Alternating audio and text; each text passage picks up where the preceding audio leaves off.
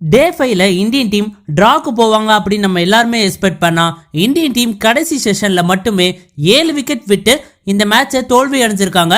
And இந்த மேட்சோட தோல்வியின் மூலிமா WTC ஃபைனலுக்கு குவாலிஃபை ஆகுறது ரொம்பவே டஃப்பான விஷயமா தான் இருக்க போகுது. அண்ட் டே 5ல இந்தியன் டீம் எந்த மாதிரி பெர்ஃபார்ம் பண்ணாங்க அப்படின்றது தான் இந்த ஷார்ட் வீடியோல நம்ம பார்க்க போறோம். நேத்தன் லியான் வந்தோடனே பாத்தீங்கன்னா அவுட் ஆனாரு. அண்ட் ஜஸ்பிரீத் பும்ரா அவரோட 5 விக்கெட் காலை பாத்தீங்கன்னா எடுத்தாரு. பட் பேட்டிங்ல இனிஷியலே பாத்தீங்கன்னா ரோஹித் சர்மாவா இருக்கட்டும், KL ராகுலா இருக்கட்டும், இல்லைனா விராட் கோலியா இருக்கட்டும் அவுட் ஆனாங்க. ஃபர்ஸ்ட் செஷன் முடிவில் பாத்தீங்கன்னா 3 விக்கெட் இழந்தாங்க இந்தியன் டீம். பட் செகண்ட் செஷன்ல ரொம்பவே அருமையா ஆடினாங்க ரிஷப் பண்ட் மற்றும் SSV ஜெய்ஸ்வால் ரொம்பவே அருமையா ஆனாரு.